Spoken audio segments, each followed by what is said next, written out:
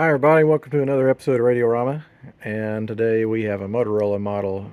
Of course I've forgotten the model number.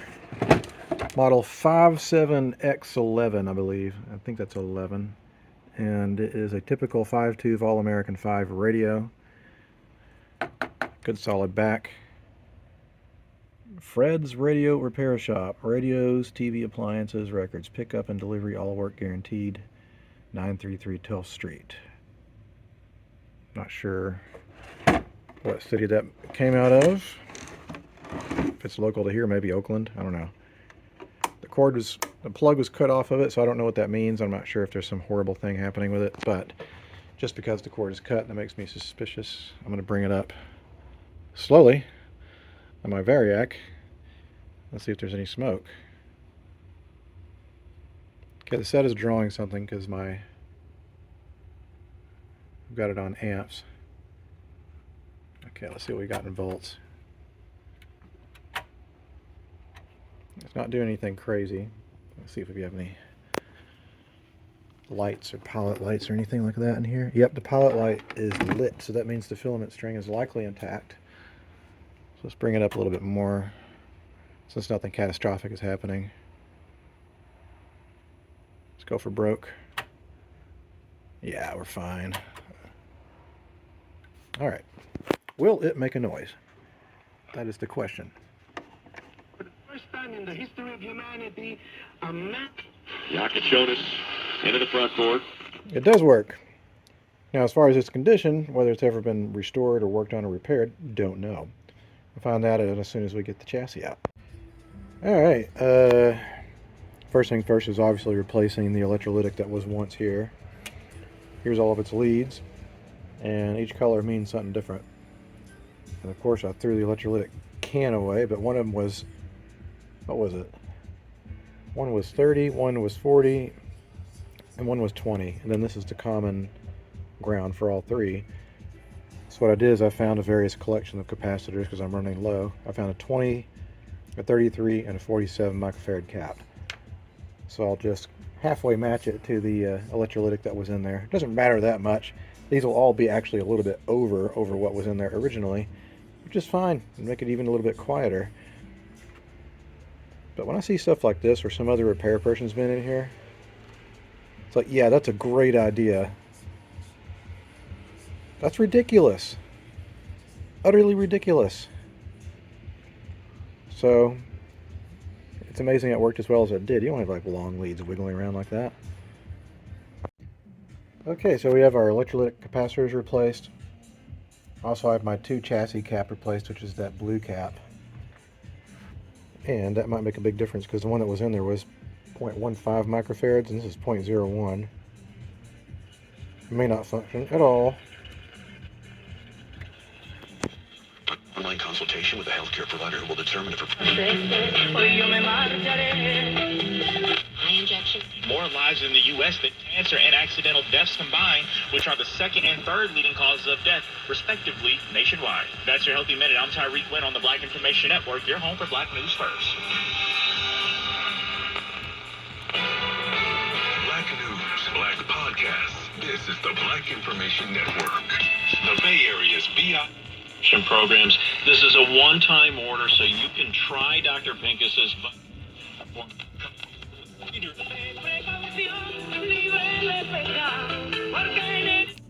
Wow, I'm amazed. Cannot believe I was able to reduce the capacitance that low and it still works pretty good. It's pretty sensitive. Yay! Alright, the rest of these capacitors, including this stupid guy, needs to go. So, this one, there's 4 more. 4 more capacitors! Oh! Now look, we got the whole thing recapped. It seems to be a pretty happy radio. These are various very powerful tests that we put $300,000 of savings just or especially canceling your... If you didn't play a lot...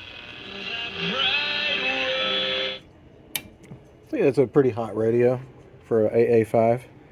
Now, since we got the electronics taken care of, I'm going to flip this over and clean up the top because it looks kind of gross. Yeah, well, I'm going to take this outside first because it seems like this is just mostly loose dust. I could probably just blow it off. Welcome to day 2 of working on the Motorola, and I did clean up the chassis. It wasn't in bad shape, and I can also tell that it was made February 1948. So we got a marking here and a marking there. And I have to admit something else, which is it was Sunday yesterday and it was kind of slow. I had my brother-in-law over, and we were just sitting around shooting the shit. So just decided to polish the radio as we were sitting there. So here it is. The case was a little rough. It definitely isn't perfect. Kind of cleaned it up on the inside too. Looks like we got one of the keepers still back here. I just need to find one more of those for the back here. So I'll put that aside, and what I want to do is maybe look at this cord. The cord looks like it's in pretty good shape actually when I bend it over.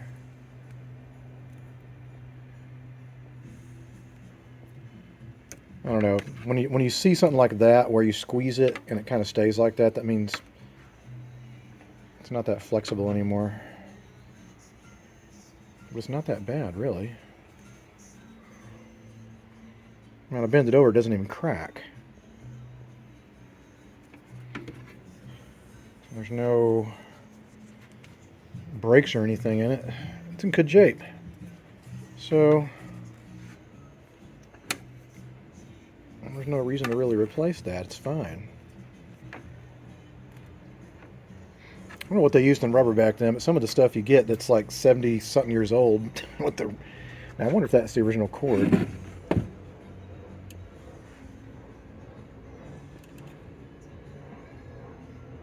I don't know if it is the original cord or not, but whatever's on it's in pretty good shape. So I need to put a new plug on it, assuming I have some. I try to save them. There's one.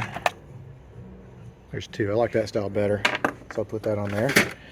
And what I also want to do is add the oh-so controversial but oh-so popular audio input feature that I add to these guys, where if you own this radio, you can play both the radio, that meaning AM radio, as well as whatever else you want to play through it, and it'll come right through that speaker when I go through that existing volume control.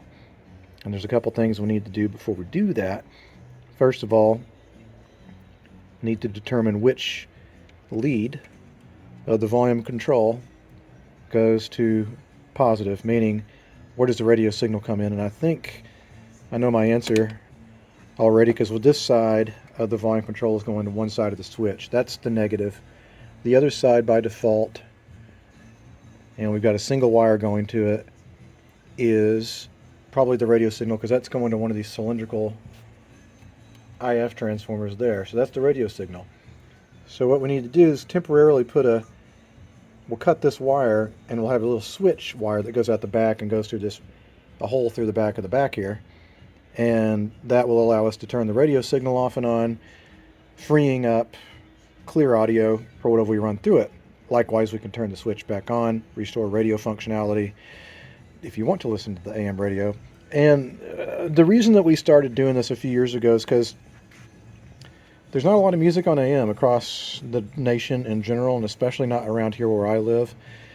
And there's only so much that people can do as far as listening to talk radio and news and whatever. News is pretty awful these days, so a lot of people like me don't really want to even listen to it.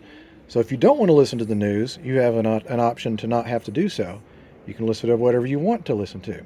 And I'll show you how to do that. It's pretty simple, but there's a few safety precautions that need to be taken into consideration. Okay, the first step was done. I did disconnect that wire that goes to the IF transformer, and now all I get is a little bit of a buzz. Perfectly okay. That means the audio signal, not audio signal, radio signal's temporarily cut. And again, we will just run a little switch wire out the back. That'll take care of that. And now we need to run the audio in itself. Alright, so let me kind of demonstrate what I've done here. The blue thing is the isolation transformer. And what that does is it electrically isolates the user from getting shocked. And Basically, we run the audio through the secondary side of the transformer, and the primary side goes to the volume control. These two wires here. And there's a few things you need to do. On the primary side, you need to put a resistor that's approximately half the value of the volume control, so in this case about 250 to 270K. And that goes on the end of a 0.02 rated microfarad capacitor. It's that orange thing right there. And then the audio comes in through the secondary side, through these, the right and left channels go to these set of resistors, and then the negative of your audio goes to the negative. Well, there's not really a negative or positive on this. Either side, doesn't matter. And these are the two wires that I have that are going to go to the volume control. I've had them not in this cord. I made a small hole in the side. I've been putting them on the side lately because you just don't see them from the back. And there was kind of already an existing small hole here, so I just made it a little bit bigger. And I put this rubber grommet in it. So when you yank on the cord, you're not going to yank it against a sharp edge. And the transformer is going to go right here. You want to keep them real close to your volume control. I was just testing this to make sure it was working. Because what I do now, I used to just glob these up with glue and it looked awful. I still glob them up with glue, but I was like, you know what? I could at least make it look neater. So now that I know that works and everything's all kind of flattened out, I'm going to fill that up with some glue. And then I'll peel that tape off and I'll have a nice looking square. Even though probably no one else will ever be in here. If they see this, will be like, well, that's neat.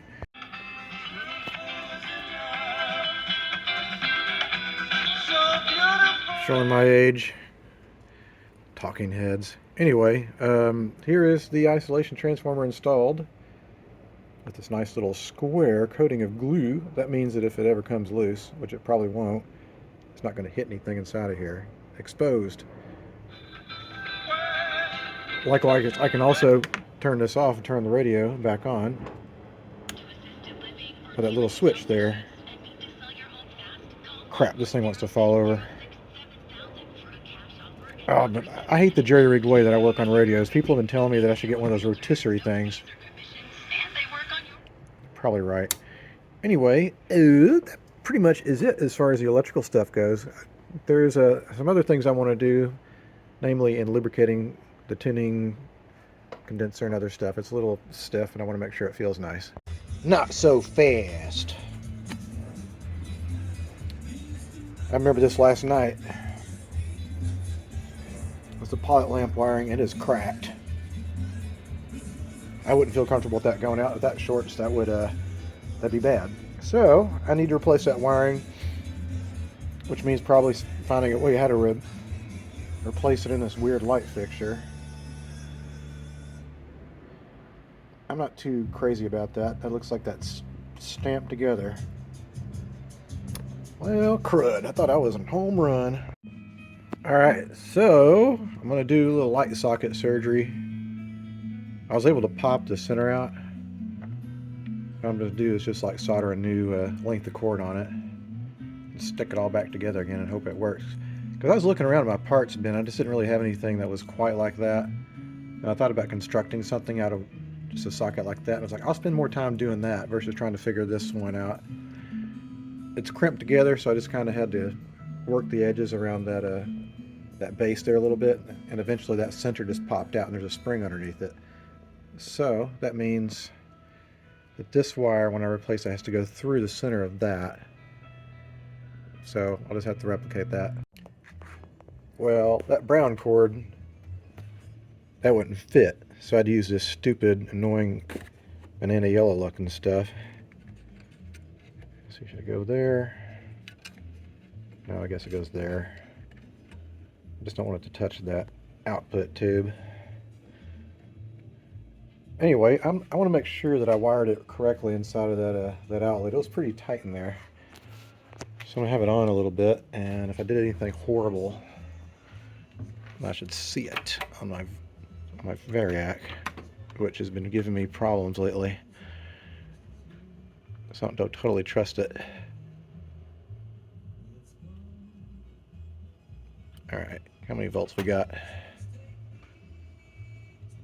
Actually, let's see if I have any pilot, which is hard to see on this because it's got this stupid design. Uh-oh. I don't see any filament. That's not good.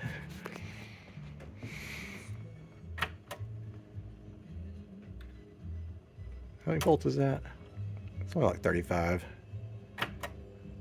Whatever. Let me bring it up like 50 or 60%.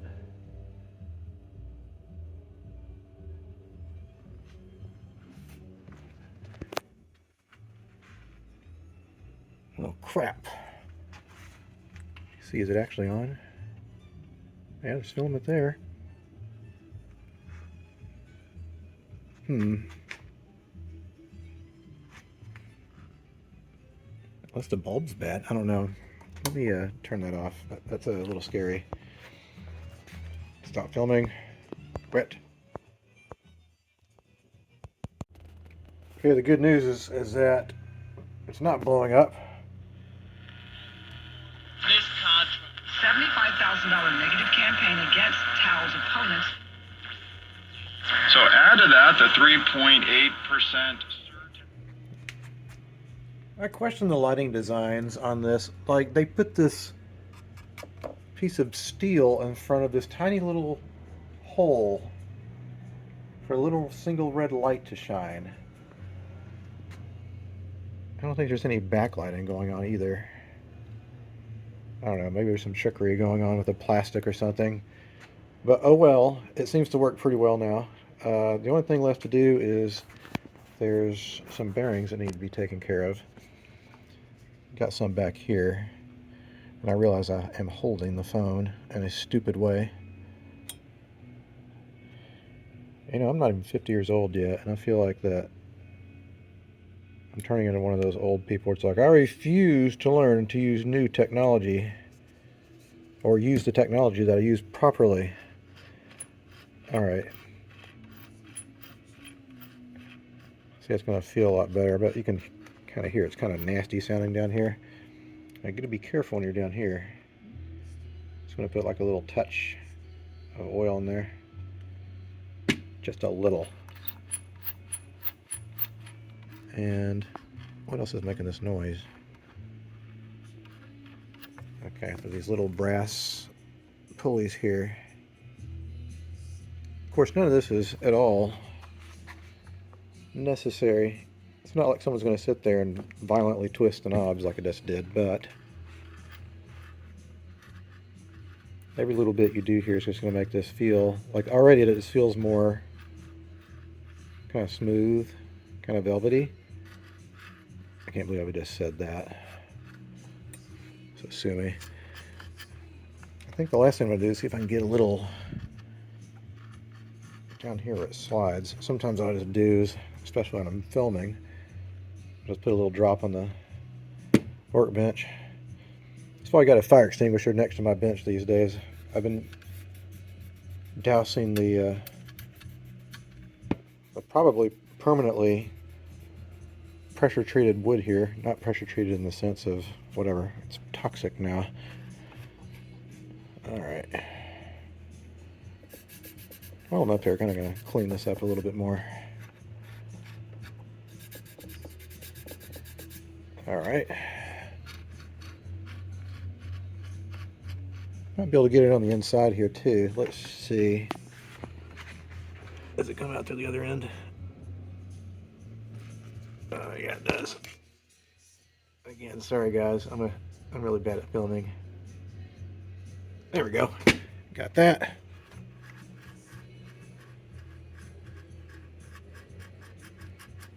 Well, it's not going to be totally silent, but that's good enough. And then on the volume control, just put a little scotch there.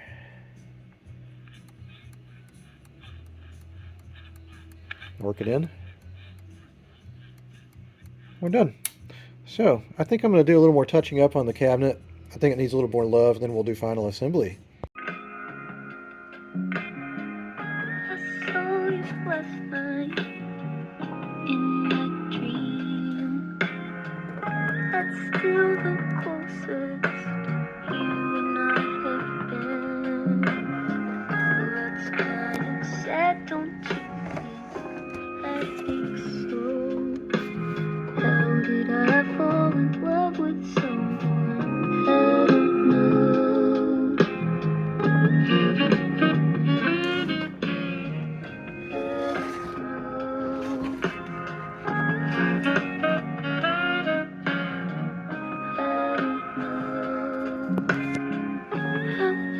You know what? Sometimes when you put these back in the cabinet, they really do sound pretty good. I mean, sure, it's not going to blow the house away, but whatever.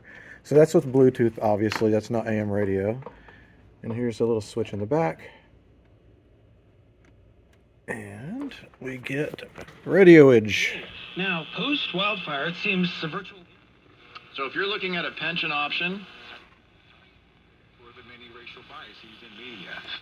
Yeah, you brought up compartir program, but the organizations don't get held to that standard. Been misappropriated or, which is, so you got a lot of great things that they give you in the...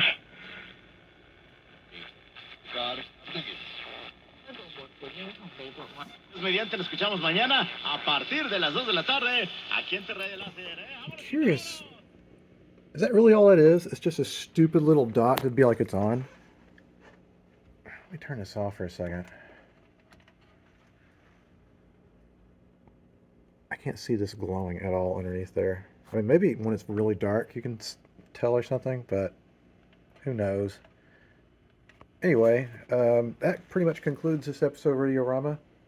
I'm sorry the lighting in my garage is so bad. I need to do something about it, especially when it's winter and I don't have the door open. But hopefully you get the impression. Let me see if I can set the light on the front there. There. Anyway, that concludes this episode of Radiorama, and thanks so much for watching. Until the next time a radio comes across my workbench, I'll see you guys later. Bye-bye.